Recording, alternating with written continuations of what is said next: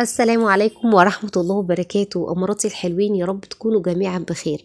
وحشتوني جدا. حطوا بقى لايكات. بصوا يعني عايزاكم كده ترحبوا إن شاء الله بيا وتشجعوني، وزي ما أنا دايما كده بشجعكم كده إن شاء الله، وبنشجع بعض على الخير وعلى إن شاء الله الأعمال الصالحة، وإن تكون نيتنا كده صالحة وطيبة، وإن احنا نعين بعض كده على على الحياة، ونبقى من الذين آمنوا وعملوا الصالحات وتواصوا بالحق وتواصوا بالصبر.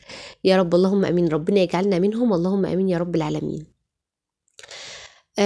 فحطي لي بقى لايك للفيديو وشير كده للفيديو، ودعوة حلوة كده ليكي ولينا، وطبعا الدعاء اللي احنا اتفقنا عليه في الفيديو الأخير: ربنا هب لنا من أزواجنا وذرياتنا قرة أعين واجعلنا للمتقين إماما.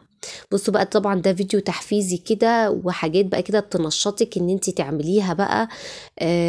بس انا مش هتكلم الصراحة في محتوى الفيديو، تنظيفات كده. مش هتكلم خالص في محتواه، ولكن هتكلم عن يعني موضوع مهم قوي. يمكن كلنا بيهمنا الموضوع ده، وهو استجابة الدعاء. ويعني حاسة ان الكلام ده ان شاء الله زي ما هيفيدني هيفيد كل اي حد بيسمعني. ف يعني شغالي كده الفيديو، ممكن بقى ان انتي تقومي تعملي اي حاجة وراكي كده. قومي مثلا رتبي اي اوضة عندك كده محتاجة تترتب، مكركبة اي كتب مش في مكانها. ربنا ينجح اولادنا جميعا يا رب، بارك فيهم ويحفظهم يا رب العالمين. وانتي يعني ايه بتتسلي كده معايا، اسمعي كده. انا حابة جدا ان انا اتكلم معاكم في الموضوع ده يا بنات. اللهم صل وسلم وبارك على سيدنا محمد وعلى آله وصحبه أجمعين. كتير مننا بيكون ليه دعوات وبيكون ليه أمنيات كده، وبيكون نفسه جدا يحققها في فترة معينة. يعني بيجيلك كده فترة وبتكوني ليكي طلب عند ربنا سبحانه وتعالى، بتدعي ربنا كتير وبيكون يعني بتتحري كده أوقات استجابة الدعاء، زي مثلا وقت مثلا قيام الليل، زي مثلا وقت اللي هو ما بين الأذان والإقامة، اللي هو بعد الأذان على طول. بيكون مثلا زي وقت نزول المطر. الأوقات اللي انتوا عارفينها، طبعا الوقت المعروف في صلاة في يوم الجمعة، اللي هو آخر ساعة من نهار الجمعة. فأوقات كتيرة قوي بتكون معروفة ان هي مستجابة في الدعاء، وزي وقت برضو اللي هو صلاة الظهر. وعشان كده احنا طبعا بيكون في سنن كتيرة لصلاة الظهر. احنا عارفين في 4 ركعات سنة قبل الظهر، وفي ركعتين سنة بعد الظهر. فده يعني سببه والله أعلم انه لانه بيكون اكتر وقت ابواب السماء فيها مفتوحة، فيستحب فيها طبعا الصلاة والدعاء. وطبعا احنا عارفين ان الدعاء بيكون في السنة متاح ليكي اكتر ان انت تدعي بقى وبراحتك اللي انت نفسك فيه. وتطولي بقى في السجود براحتك، وتدعي بكل حاجة نفسك ربنا يحققها لك. طيب، كتير ممكن تدعي، ممكن توصل ان انت ممكن تدعي بفترة زمنية طويلة بنفس الدعاء، ولسه الاستجابة ما حصلتش. بتشكي كده في نفسك، وبتشكي في حالة الدعاء، وبتشكي في يقينك بالله. يعني بتشكي في انك انتي، هل يا رب انت زعلان مني عشان كده ما حققتليش الامنية دي؟ انا بدعي ربنا. يعني في ناس مثلا بيكون بقالها مثلا بالسنين متزوجة ونفسها بالذرية، وربنا ما يقدر لهاش لفترة زمنية طويلة. فبتحس ان مثلا كأن ربنا بيعاقبها، او انا بضرب لكم مثال. يعني ربنا يرزق يا رب كل مشتاق يا رب العالمين، وما يحرمش ابدا اي حد من نعمه وفضله وكرمه الواسع يا رب، اللهم امين يا رب العالمين. ف لكن بننسى حاجة مهمة قوي، ويمكن ربنا سبحانه وتعالى ذكرها في القرآن أكتر من مرة. في آية في القرآن يعني استوقفتني كده، وعشان كده دايما بقول لكم حاولوا تقرأوا القرآن بصفة يومية. لأنك انت كل ما هتقرأي في القرآن، كل ما هتلاقي ربنا بيذكرك وبيرد عليكي في مواقف في حياتك كتير قوي، مترددة فيها، بتفكري فيها كتير، مسببالك انشغال في فكرك، مسببالك حالة نفسية مضطربة. فدايما القرآن الكريم هتلاقيه فيه ردود لتساؤلاتك واستفساراتك دي. ففي آية كريمة في سورة الإسراء تقريبا: بسم الله الرحمن الرحيم: ويدعو الإنسان بالشر ويدعو الإنسان بالشر دعاءه بالخير وكان الإنسان عجولا. شوفوا يعني أنا حاسة إن الآية شرحة نفسها، يعني مش محتاجة تفسير تقريبا. ويدعو الإنسان بالشر دعاءه بالخير. خدتوا بالكم يا بنات؟ يعني ممكن انتي تدعي ربنا بحاجة وتكوني انتي مش عارفة ده خير ولا شر، بس انتي بتدعي ربنا بيها وبتكوني ظنة فيها ان دي الخير، تمام، وبتكوني مستعجلة عليها وكان الإنسان عجولا. وربنا سبحانه وتعالى يشاء ويقدر، لأن طبعا ربنا هو أرحم الراحمين ويعني وبيحب دايما يقدم لنا الخير. فربنا سبحانه وتعالى يأخر الشيء ده لأنه يعني هو علام الغيوب وأعلم منك بأن الشيء ده هيكون فيه شر ليكي، فربنا سبحانه وتعالى بيبعده عنك لوقت تاني هو يكون الخير. ويدعو الإنسان بالشر دعاءه بالخير وكان الإنسان عجولا. فالآية دي لما باجي عندها بقول سبحان الله، يعني دايما ندعي ربنا يا رب اكتب لنا اللي فيه الخير، يا رب دايما علق قلوبنا بالخير لينا، ما تعلقش قلوبنا بحاجة تكون شر لينا. يا رب دايما اصرف عنا شر الإنس والجن، اصرف عنا يا رب كل شر انت أعلم بيه مننا. دايما ادعي ربنا بالدعوات الحلوة دي دايما. يعني أنا بحس يا جماعة ان الدعاء هو وقاية، والوقاية انتوا عارفين طبعا خير من العلاج، فالدعاء وقاية. يعني دايما انت لما تدعي ان ربنا سبحانه وتعالى يعافيكي من كل بلية، يعافيكي من اي مرض، يعافيكي من اي شر، من اي ابتلاء، هو في حد ذاته ده فعلا وقاية. انت بتحاولي دايما انك تدعي ربنا وانت خايفة وانت طمعانة في نفس الوقت، وادعوه خوفا وطمعا. يعني بتدعي ربنا وانت خايفة ان ربنا سبحانه وتعالى يعني يتقبلك ويتقبل منك الدعاء ده، وفي نفس الوقت طمعانة في كرم ربنا وفي ان ربنا سبحانه وتعالى مش هيخذلك ومش هيردك ابدا مخذولة او زعلانة او مكسورة الخاطر ابدا، حاشا لله.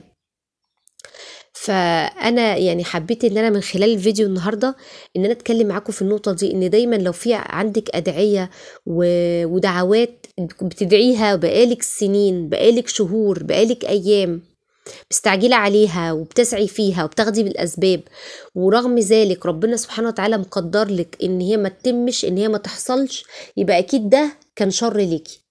يعني لازم أن يكون عندك يقين بحاجة زي كده. اوعي الشيطان ابدا يجي يوسوس لك كده، ويوسوس لنفسك كده من الداخل انما النجوى من الشيطان، تمام. فاللي ايه ليحزن الذين امنوا، فما تخليش ابدا الشيطان يجي كده يكلمك كده بينك وبين نفسك ويقول لك ده بصي انت عماله تدعي وعماله تصلي وعماله تقربي من ربنا وبرضو ربنا مش هيديكي، وبرضو اصلك انت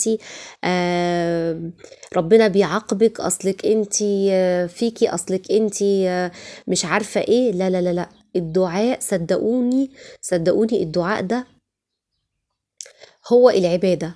فالرسول صلى الله عليه وسلم هو اللي قال لنا كده يا جماعه، الدعاء هو العباده. طول ما انت بتدعي، طول ما انت عندك يقين بالله وبان ربنا سبحانه وتعالى هيحقق لك اللي انت نفسك فيه، وخلي عندك يقين، وخلي الاستجابه دي بقى بتاعت ربنا، ما تستعجليش عليها، ما تستعجليش عليها، لان دي بقى الحته دي بقى بتاعت ربنا، انت عليكي الدعاء بس، لكن الاستجابه دي بقى بتاعت ربنا، فما تدوريش عليها. انت ادعي وانت عندك يقين ان ربنا مش هيخذلني، وان هو لو كان خير ربنا هيدهوني حتى لو على فكره، يعني ربنا هيديهولك حتى لو انت نسيتيه. لو خير ربنا هيديهولك، ولو شر ربنا هيصرفه عنك. فدايما حاولوا تكونوا على اتصال كده بالراحة النفسية. القرآن الكريم حاولوا تكونوا على اتصال دايما بقراءته، بجد والله يا بنات هيفرق معاكي في حياتك جدا جدا. الحياة مليانة مشاغل، مليانة متاعب، مليانة مسؤوليات، ومليانة يعني ولقد خلقنا الإنسان في كبد، مليانة طبعا مشاكل. مفيش حد حياته صافية 100%، ومفيش حد حياته جنة. احنا في الدنيا طبعا دار لهو ولعب وابتلاءات واختبارات، ولازم ان احنا نذكر نفسنا دايما ونوصي بعض كده بالقرب من ربنا، وان احنا دايما نكون فاكرين الهدف اللي ربنا خلقنا عشانه، ان احنا هنا قاعدين بنحوش في حسنات بس. ده هدفك في وجودك في الحياة، انت قاعدة بتحوشي في حسنات بس. تعالوا بقى نحوش في حسنات كده، يلا، ونقول سبحان الله وبحمده سبحان الله العظيم. وليها بقى كده على قد ما تقدري طول اليوم، طول اليوم سبحان الله وبحمده سبحان الله العظيم. طول اليوم، طول ما انت بتعملي اي حاجة جددي نيتك. وانت بتعملي الاكل في البيت جددي نيتك عشان افرح ولادي، عشان مسؤولين مني. جددي ولادك في تعاملك مع الناس. جددي نيتك جددي نيتك في تعاملك مع نفسك، مع كل حاجة في حياتك. جددي نيتك، قولي يا رب أنا خالصة النية لوجهك الكريم، يا رب دايما عني وقدرني.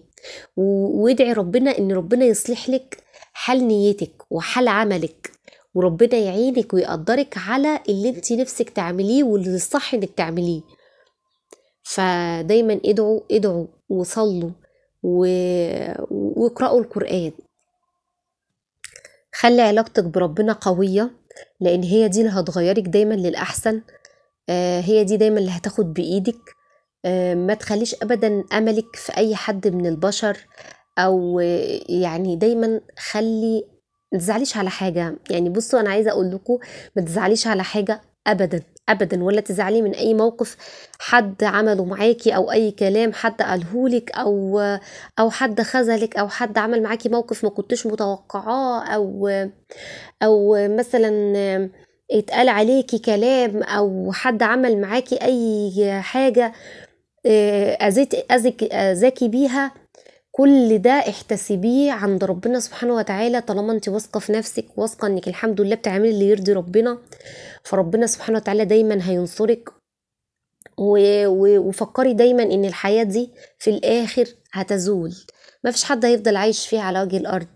هو كل واحد اجله بيجي في الميعاد بتاعه، وسبحان الله خلاص بيبقى بعد كده ذكرى. وخليكي دايما يبقى ليكي كده ذكرى طيبة وأثر طيب وأثر حسن. فكري دايما في انك انتي الحياة مش مستاهلة، وان الحمد لله.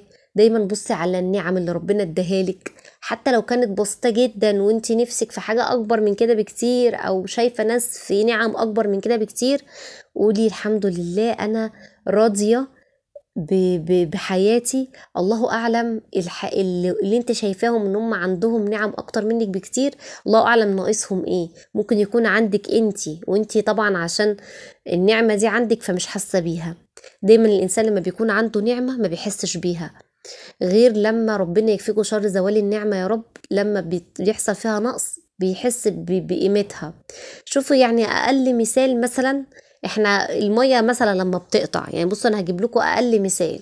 المية لما بتقطع شوفي انت بتبقي متلخبطة ازاي، هتعملي ايه في الاكل، وهتعملي ايه في المواعين، وهتشربوا ازاي، والعيال هيدخلوا الحمام ازاي، والدنيا كلها بتقف، وبتقعدي بقى ايه. والا بقى لو قطعوا عنك المية مثلا 12 ساعة ولا 24 ساعة تبقى مشكلة كبيرة جدا. وشوفي دي بتبقى نعمة بسيطة جدا، طول ما المية شغالة عندك انت مش حساها.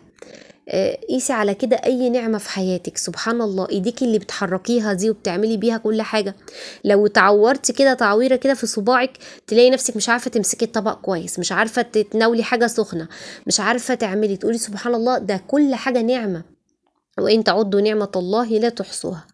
فسبحان الله.